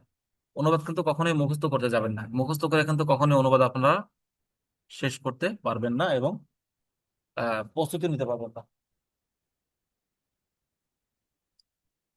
এরপর কি আছে, বাক্য সংকোচন। বাক্য সংকোচনও একই, এটাও বুঝে শুনে পড়া, এবং অনেক ক্ষেত্রে মুখস্থ আছে, কোনো নিয়ম মানে না। যেমন বাড়ির মালিক যে বাড়িওয়ালা, এটা কিন্তু একটা কি করতেছে, একটা যুক্তি আছে। কিন্তু কিছু কিছু বিষয় আছে, যে বিদেশে থাকে, যে নারীর স্বামী বিদেশে থাকে, বা কিছু কিছু শব্দগুলো আছে, যে ঘোড়ার ডাক, তো ঘোড়ার ডাক রেশা বা এরকম, যাই হোক, এটার সাথে কিন্তু এটা কোনো যুক্তি নাই। তো কিছু কিছু বিষয় আছে যে যুক্তির পর্যায়ে পড়ে, আর কিছু কিছু পর্যায়ে যে যুক্তি নাই, অর্থাৎ সৃষ্টিগত ভাবে এইভাবে আমাদের সেগুলোকে সেভাবে মুখস্থ করতে হবে। হ্যাঁ, এরপরে আছে এই যে বিভিন্ন চাকরি পরীক্ষা আসা গুরুত্বপূর্ণ এক কথায় প্রকাশ, এইগুলো মূলত আমরা বেশি করে দেবো। এরপরে আবার আছে লিঙ্গ পরিবর্তন, এগুলো নিয়ে আমরা আলোচনা করবো ইনশাআল্লাহ। তো এই ছিল মনে হয় মোটামুটি আমাদের একটা মনে হয় ধারণা পেলাম। আশা করি আপনারা একটা ধারণা পেয়েছে। তো এইগুলোই আবার অন্য একটা গাইড থেকে আবার এবার দেখছি যে ধ্বনির পরিবর্তন, শব্দ শব্দপ্রকরণ, সন্ধি, নত্যবিধান সত্যবিধান, এইটা আবার ধরা আছে যে আমাদের নবম দশম শ্রেণীর মনির চৌধুরীর যে আহ, লিখিত যে ব্যাকরণ আছে সেইটার আলোকে। এবার বানান শুদ্ধিকরণ, বাক্য শুদ্ধিকরণ, পদ প্রকরণ, উপসর্গ অনুসর্গ, প্রকৃতি ও প্রত্যয়, সমাস, কারক ও বিভক্তি, বাক্য প্রকরণ। অর্থাৎ বাক্য প্রকরণ বলতে যাচ্ছে আমরা যেটা ইংরেজিতে পড়ি সেন্টেন্স, সেন্টেন্স কয় প্রকার, পাঁচ প্রকার, এখানেও ওইভাবে পাঁচ প্রকার ছয় প্রকার, যাই হোক সেটা। এবার দ্বিরুক্ত শব্দ, এটা সরাসরি নবম দশম যে গ্রামার ব্যাকরণ আছে সেখানে আছে। বাচ্য পরিবর্তন, যতি বা ছেদ চিহ্ন, সমার্থক শব্দ, বিপরীত শব্দ, বাক্য সংকোচন, এক কথায় প্রকাশ। এরপর হচ্ছে বাগধারা, পারিভাষিক শব্দ। তো পারিভাষিক শব্দগুলো মুখস্থ টাইপের। এরপর হচ্ছে অনুবাদ, অনুবাদকে নিয়ে কিন্তু আমরা বলছি যে অনুবাদটা আসলে বেশি গুরুত্ব দিবেন, যেহেতু ইংরেজিতেও আছে, বাংলাতেও আছে। এরপর দেখেন বাংলা সাহিত্য, বাংলা সাহিত্যের প্রাচীন যুগ, মধ্যযুগ, আধুনিক যুগ, উল্লেখযোগ্য মহাকাব্য, কাব্যগ্রন্থ, উল্লেখযোগ্য উপন্যাস, উল্লেখযোগ্য নাটক, এগুলো কিন্তু আমাদের মুখস্থই করতে হবে। কাজী নজরুল ইসলাম অগ্নিবীণে লেখছে, এর সাথে কিন্তু কোনো যুক্তি নাই, এটা আপনাকে ঝাড়িয়া মুখস্থ করতে হবে। এবার বাংলা সাহিত্যের উল্লেখযোগ্য গল্প, ভাষা আন্দোলন ও মুক্তিযুদ্ধ বিষয়ক গ্রন্থ, চলচ্চিত্র, বিখ্যাত কবি সাহিত্যিকদের উপাধি ও ছদ্মনাম, পত্রপত্রিকা পরিচিতি, আধুনিক যুগের অতি গুরুত্বপূর্ণ কয়েকজন সাহিত্যিক, আর বিভিন্ন বিষয়গুলো রয়েছে। তো এই সকল বিষয়গুলো এটা আমরা সামনে আলোচনা করছি। তো এই ছিল হচ্ছে আমাদের আসলে বাংলার পূর্ণাঙ্গ প্রস্তুতি। আশা করি আপনারা একটা ধারণা পেয়েছেন। এখন আপনাদের যদি কোনো জিজ্ঞাসা বা কোনো থাকে, এবং সেই সাথে আপনারা কে কিভাবে শুরু করছেন একটু আমাদের সাথে শেয়ার করবেন। আসলে শুধু ক্লাস করলে কিন্তু এখান থেকে কোনো আউটপুট কিছু না, আপনাকে পড়াশোনা শুরু করতে হবে। আমাদের ক্লাস কবে কিভাবে হবে সেটার ভরসায় আপনারা বসে থাকবেন না, আপনারা এখন থেকেই শুরু করে দিবেন। যে আমরা কি বুঝতে পারছি, আপনারা কিন্তু এখন জি স্যার, থেকেই ইনশাল্লাহ। শুরু করে দিবেন। যে এখন আপনারা একটু শেয়ার করবেন যে আসলে আপনারা কে কিভাবে আহ প্রস্তুতি নিয়েছেন বা নিচ্ছেন, কিভাবে শুরু করছেন। যে একদম মেসেজ করুন যে এগুলো পিডিএফ আকারে গ্রুপে দিলে ভালো হবে, জি জি অবশ্যই দিয়ে দেবো। এবং পিডিএফ আকারে দেওয়া যেতে পারে, সেই সাথে আমি চাইলে টেক্সট আকারেও দিতে পারি, জি ইনশাল্লাহ গ্রুপে দিয়ে দেবো। এবং সেই সাথে আমাদের আজকের ভিডিওটা যেহেতু রেকর্ড হচ্ছে, এটাও আমরা ইনশাল্লাহ আমি ফেসবুকে পোস্ট করবো। যে একটু স্যার আপনারা আমাদের দেখবেন যে আসলে আমার অনেকেই শুধু আহ, রয়েছেন কিন্তু আপনাদের রেসপন্স পাচ্ছেন না, একটু যদি আমাদের সাথে শেয়ার করতেন যে আসলে কে কিভাবে শুরু করছেন, এবং সেই সাথে কোনো পরামর্শ বা কোনো কিছু জানার থাকলে আমাদের জিজ্ঞাসা করবেন। অর্থাৎ আপনারা কিভাবে প্রিপারেশন এটা আমরা একটু শেয়ার করবেন, জি বলুন। স্যার আমাদের হচ্ছে ওই যে এই ইয়ার নিবন্ধনে বিগত ইয়ারের প্রশ্নগুলো সলভ করছি। সলভ করার পরে প্রফেসর শেষের দিকে হচ্ছে ওই যে বাংলা আপনি যেভাবে সাজেশনটা দিচ্ছেন, ধ্বনি, সমাস, কারক, প্রকৃতি, জি প্রত্যয়, এইভাবে হচ্ছে চ্যাপ্টার বাই চ্যাপ্টার আছে। এখানে হচ্ছে আলোচনা আছে, যেমন সমাস কাকে বলে, ধ্বনি কাকে বলে, তারপরে নিচে আবার সংক্ষিপ্ত ওইভাবে ওইভাবে এমসিকিউর মতো দেওয়া আছে। তো এগুলো হচ্ছে শুরু করছি। আর আজকে একটা জিনিস জানতে পারলাম যে হচ্ছে যারা ওই যে প্রভাষক আরবি নিবন্ধন নিবে, যেহেতু আপনি আরবির সাথে রিলেটেড। তো সেখানে হচ্ছে দুইটাই এমসিকিউ হবে। 100 নাম্বার হচ্ছে বাংলা, গণিত, ইংরেজি সাধারণ জ্ঞান, আর 100 নাম্বার হচ্ছে সাবজেক্টিভ আর কি, কোরআন হাদিস, আকাইদ ফিকহ, আরবি প্রথম পত্র দ্বিতীয় পত্র, তো এগুলো আর কি। তো সে ব্যাপারে হচ্ছে আমার, আপনি যেহেতু আরবিতে আছেন ইনশাল্লাহ আমাদেরকে হেল্প করবেন জি ইনশাল্লাহ, জি ইনশাল্লাহ। যে আসলে আরেকটা বিষয় বলি, তো আপনারা কিন্তু এখন প্রিভিয়াস কোয়েশ্চন অবশ্যই পড়বেন, কিন্তু প্রিভিয়াস কোয়েশ্চেন জন্য একটা নির্দিষ্ট সময় রাখবেন, যে এই সময়টা। কিন্তু আপনার মেইন সময়টা হবে টপিকস ভিত্তিক। এখন যেহেতু অধিক সময় আছে, আপনার কিন্তু এখন প্রিপারেশনটা হবে টপিকস ভিত্তিক, কারণ এখন আপনার হাতে সময় আছে। আর যখন অল্প সময় থাকবে, অর্থাৎ জানা থাকবে, মোটামুটি রিভাইজ হয়ে যাবে, এরপরে গিয়ে আপনি প্রিভিয়াস কোশ্চেন গুলো সলভ করবেন। আর প্রিভিয়াস কোশ্চেন যে পড়বেন না তাও না, আপনার প্রতিদিন টার্গেট থাকবে মেইন তিনটা বিষয়, বাংলা, জি ইংরেজি, গণিত। স্যার। 3 বেলা 3টা একদম টার্গেট করে নেবেন, যেটা আপনি অবশ্যই প্রতিটা বিষয় থেকে একটা করে টপিকস নির্দিষ্ট করে নেবেন, যে এই বিষয় আপনি পড়বেন।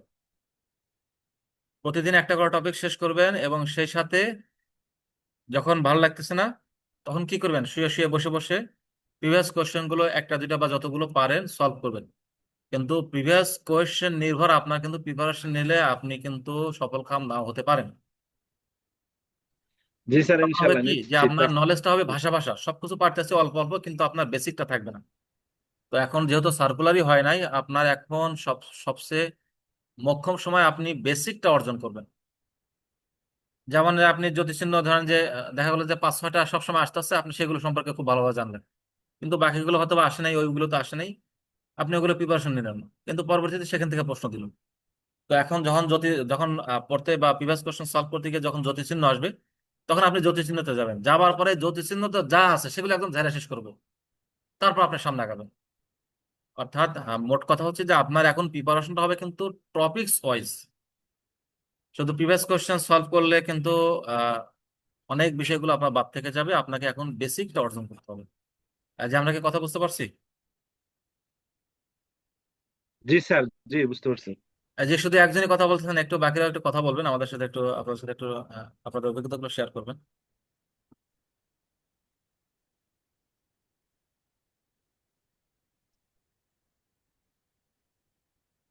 আর কিছু জি জিজ্ঞাসা স্যার, বুঝতে পারছি। আসলে বলি, স্যার বুঝতে পারছি। ক্লাসে বলি আর কি, যদি জিজ্ঞাসা না থাকে, এটার দুইটা অর্থ: একটা যে সবই বুঝছি, আর নাহলে কিছুই বুঝি নাই। আশা করি আসলে, যেহেতু এটা একটা দিক নির্দেশমূলক বিষয়, তো আপনারা হয়তো বা শুরুই করেন নাই। শুরু করলে নিশ্চয়ই আপনাদের কিছু না কিছু প্রশ্ন থাকতো। যেমন একজন স্যার, মোহাম্মদ রাসেল ইসলাম, উনি প্রশ্নগুলো করতেন, তার মানে উনি কিন্তু অলরেডি শুরু করে দিয়েছেন। তো এখানে যারা সংযুক্ত আছেন, আজকা কাম কাল পার না ডালো, আমি তো আসলে উর্দু ভাষা শিখছিলাম, তো উর্দুতে কিন্তু একটা এরকম কথা আছে, আজকের কাজ আগামীকালের জন্য ফেলে রেখো না। তো আপনারা হয়তো ভাবতেছেন যে কালকে থেকে শুরু করব, কালকে থেকে শুরু করব। এটা আমাদের অসংখ্য উদাহরণ আছে। আমরা তো আসলে ইউনিভার্সিটি হলে ছিলাম, তো হলে দেখা গেছে যে অনেকে বলতেছে যে ফার্স্ট ইয়ার থেকে শুরু করে, এই শুরু করি। কিন্তু শেষ করে ফোর্থ ইয়ারে গিয়েও তার চাকরি প্রিপারেশন নেওয়া হতো না। এই জন্য আমি করব যে, এখন ধরেন যে 10টা, 10:30 বাজে আমরা শেষ করে দেবো, এটা শেষ হওয়ার পরেই আপনি শুরু করে দেন। এই শুরু করবেনটা কিভাবে? এখন তো আসলে অনেক সময় ডিভাইসের সাথে যুক্ত ছিলেন, তখন আপনি কি করবেন, যেইগুলো সহজ বিষয়, হালকা হালকা জানতে হবে, সেই সকল বিষয় আপনি ডিল করা শুরু করেন। যখন আপনার খুব আগ্রহ থাকবে, তখন একদম জটিল বিষয়গুলো পড়বেন, আর যখন আগ্রহ কম থাকবে, তখন সহজ বিষয়গুলো পড়বেন। তো আমাদের মোটামুটি একটা ধারণা ছিল, আপনাদের আসলে ফিডব্যাক পেলে একটু ভালো লাগতো আর কি। ওই কথায় আছে না স্যার যে মারহাবা, একটা ব্যাপার, মারহাবা না হলে ওই যে কিন্তু ওয়াজ জমে না। তো আপনাদের ফিডব্যাক আরবি, বা রেসপন্স না পেলে কিন্তু আসলে এইভাবে আমরা আগাতে পারি না। তাই একটু মাঝে মাঝে কথা বলবেন, আপনারা আপনাদের মতামতগুলো শেয়ার করবেন। জি বলুন, মোহাম্মদ রাসেল ইসলাম। আরো আরবি হচ্ছে এই যে আমাদের হচ্ছে যে বলছে এমসিকিউ তো পরীক্ষা হবে। তো আমি হচ্ছে এই যে নবম দশমের ওই যে যে বইগুলো আছে আরবি আর কি ভিত্তিক, এগুলো হচ্ছে ওই যে দেখে দেখে পড়া শুরু করছে আর কি, ওই যে জি জি জি, আকারে অবশ্যই। আর কি। তো জি, আমি বলি যে আসলে এগুলা হচ্ছে। এইটাই কিন্তু ধরেন যে মানজাত দেওয়া যায় না, যে চেষ্টা করে সে পায়। অর্থাৎ একটা কিন্তু ফা থাকে, ফা কিন্তু নাই, ওয়াজাদা সাথে সাথে পায়। এখন আপনি যে সময় শ্রম দিচ্ছেন, এই সময় অন্য কেউ হয়তো বা অন্য কোথাও রয়েছে। তো আসলে যিনি পড়ার টেবিলে থাকবেন, তিনিই সফল কাম হবেন, এর বাইরে আর কোনো কথা নেই। আমরা একটা প্রচলিত একটা গল্প আমরা সবাই জানি, তারপর আপনাদের স্মরণ করা দেওয়ার উদ্দেশ্যে আমি গল্পটা বলতেছি। তো দুই ভাই পরীক্ষা আগে কবিরাজের কাছে গেছে, যাওয়ার পরে বলছে যে তাবিজ দেন পরীক্ষা পাশ করার জন্য। তো কবিরাজ তাবিজ লিখে দিচ্ছেন, দেওয়ার পর দেখা গেলো যে এক ভাই ফেল করছে। তখন সে বলছে কি ব্যাপার, আপনি কি করে কি তাবিজ দিলেন যে আসলে ফেল করলাম? তো বলছে তাবিজ খুলে দেখো কি আছে। তো তাবিজ খুলে দেখে যে পড়লে পাস, না পড়লে ফেল। তো কথা কিন্তু এইটাই আসলে, আপনার সফলতা নির্ভর করতেছে আপনার চেষ্টার উপরে, চেষ্টার বাইরে আর কিছু নেই। মেধা হ্যাঁ অবশ্যই আছে, মেধা আল্লাহ তাআলা কম বেশি দিয়েছে, কিন্তু চেষ্টার মাধ্যমে আপনার যতটুকু ল্যাকিংস থাকবে সেটা আপনি পূরণ করতে পারবেন। তো অনেকক্ষণ হয়ে গেছে, এক ইনশাল্লাহ। ঘন্টা সোয়া এক ইনশাল্লাহ, জি ঘন্টা। স্যার।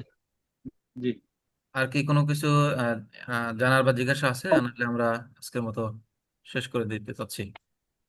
স্যার, জি নাজমুল সাকিব, জি জনাব নাজমুল সাকিব, জি বলুন।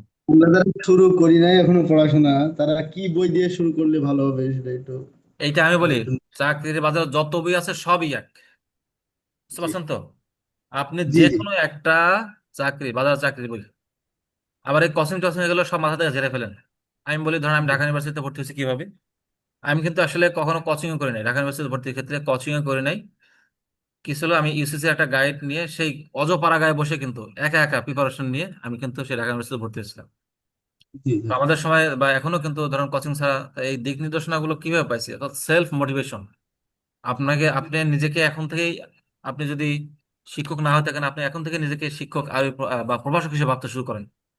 ভাবতে জি শুরু স্যার। করলে আপনার আচরণ কাজকর্মগুলো সেভাবে চলে আসবে। অর্থাৎ আপনি এখন থেকে যেটার জন্য আমার এখানে যুক্ত হয়েছেন, প্রভাষকের জন্য জি বা অনেক শিক্ষক হওয়ার জন্য, আপনি এখন থেকে নিজেকে ওইটা ভাবতে শুরু করেন, তাহলে দেখবেন যে আপনার ভিতরে একটা কাজ চলে আসবে।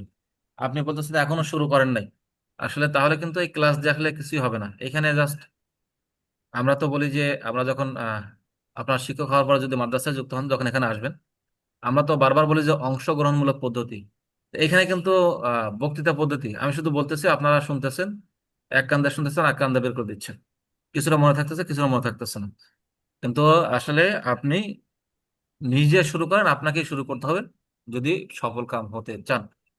এবং যেটা বলছে যে এখনো শুরু করেন নাই, এটা বলার কোনো অবকাশ নাই, আপনাকে এখন থেকেই শুরু করতে হবে। জি স্যার। এবং আসলে প্রতিদিন কতটুকু সময় দিবেন? জি আসলে এখন বলি যে আপনারা আপনাদের যদি কোনো ব্যস্ততা থাকে, যত ধরনের ব্যস্ততা আছে, সামাজিকতা আছে, সবকিছুকে আপনারা একপাশে রেখে দেন। সময় এবং নদীর স্রোত কারোর জন্য অপেক্ষা করে না, এই বিষয়টা আমরা সবাই জানি। জি যত স্যার। ধরনের ব্যস্ততা আছে এটাকে একপাশে রেখে দেন, আপনি অধ্যবসায় করেন, দেখবেন যে আপনার মর্যাদা আজকে যা আছে ইনশাল্লাহ এর চেয়ে হাজার গুণে বৃদ্ধি পাবে। এই জন্য দিন শেষে সর্বশেষ একই কথা, হচ্ছে চেষ্টা চেষ্টা চেষ্টা, চেষ্টার কোনো বিকল্প নেই। আমরা শুধু আপনাদেরকে একটা দিক নির্দেশনা দেবো, এবং আমরা যেহেতু পড়ার অভিজ্ঞতা আছে, সফলতার অভিজ্ঞতা আছে, ব্যর্থতার অভিজ্ঞতা আছে, সেই আলোকে আপনাদের জাস্ট কিছু দিক নির্দেশনা দেবো, মাঝে মাঝে কিছু মোটিভেশনাল কথাবার্তা বলবো, একে উৎসাহ উদ্দীপনা দেবো। আপনাদের ভিতরে যে একটা সুপ্ত বাসনা আছে সেই বাসনাকে আমরা জাগ্রত করব। একটু ধরেন যে যেটাকে বলে আগুনে ঘি ঢালা, আমরা সেই কাজটা করব, কিন্তু মূল কাজটা কিন্তু আপনাকেই করতে হবে। সুতরাং আপনি এখন থেকেই শুরু করেন। এবং যেহেতু স্যাররা আসলে, যেহেতু অনলাইনে একটু খোঁজ নিছি, অনেক কিন্তু বেসরকারি শিক্ষক আছেন, তারা কিন্তু এই অনলাইন কোর্সগুলো বা বিভিন্ন কোর্সগুলো পরিচালনা করে। এখানে কিন্তু আমাদের কিন্তু একটা মান সম্মান একটা বিষয় আছে। তো যারা আমাদের সাথে যুক্ত হয়েছেন, আমাদের দিকে তাকিয়ে হলেও আপনারা একটু চেষ্টা করবেন। দেখা গেলো যে আসলে দিন শেষে সবাই তো সফলতা প্রচার করে, দেখা গেলো যে তাদের থেকে খুব ভালো সফলতা হলো, কিন্তু আমাদের এত বড় বড় আমরা থাকার পরেও তখন কিন্তু আমরা কারোর কাছে মুখ দেখাতে পারবো না। সুতরাং আমাদের দিকে তাকিয়ে হলেও কিন্তু আপনারা চেষ্টা করে যাবেন, যেই উদ্দেশ্যে আমাদের কাছে আসছেন সেই উদ্দেশ্য যেন সফল কাম হয়, এর জন্য যা কিছু করা দরকার আপনাকে করতে হবে। আমরা সার্বিকভাবে আপনাকে চেষ্টা করব, সর্বোচ্চ চেষ্টা করব আপনার এই সফলতা অর্জন করার জন্য। কিন্তু দিন শেষে কথা একটাই, আপনাকে চেষ্টা করতে হবে, চেষ্টা করতে হবে, চেষ্টা করতে হবে। চেষ্টার বাইরে কোনো কিছুই নাই। এটাই স্যার সবচেয়ে বড় কথা। আর কিছু বলবেন, জিজ্ঞেস করা আছে? জি না স্যার। জি অসংখ্য ধন্যবাদ। তাহলে পরবর্তীতে আগামী শনিবারে আমাদের গোলাম কুদ্দুস স্যার, গোলাম কুদ্দুস স্যার এই মুহূর্তে কক্সবাজারের পথে আছে, ওনার আমাদের এখান থেকে শিক্ষা সফরে যাচ্ছে। তো শনিবারে ইনশাল্লাহ 9টায় সবাই যুক্ত হবেন। সেখানে ইংরেজি বিষয়ে কিভাবে প্রিপারেশন নেওয়া যায় গোলাম কুদ্দুস স্যার সে বিষয়ে আপনাদেরকে দিক নির্দেশ দিবেন। জি স্যার, সবাই ভালো ইনশাল্লাহ। থাকবেন। আজকে থেকেই আপনাদের প্রিপারেশন শুরু হোক, আপনারা সফল কাম হন, এই প্রত্যাশা ব্যক্ত রেখে আজকের মতো এখানে শেষ করছি। সবাই ভালো থাকবেন। আপনাদের সবার সুস্বাস্থ্য ও দীর্ঘ কামনা করে আজকের মতো এখানে শেষ করছি। আসসালামু আলাইকুম ওয়া রাহমাতুল্লাহি ওয়া বারাকাতুহু। ওয়ালাইকুম আসসালাম। ওয়ালাইকুম আসসালাম।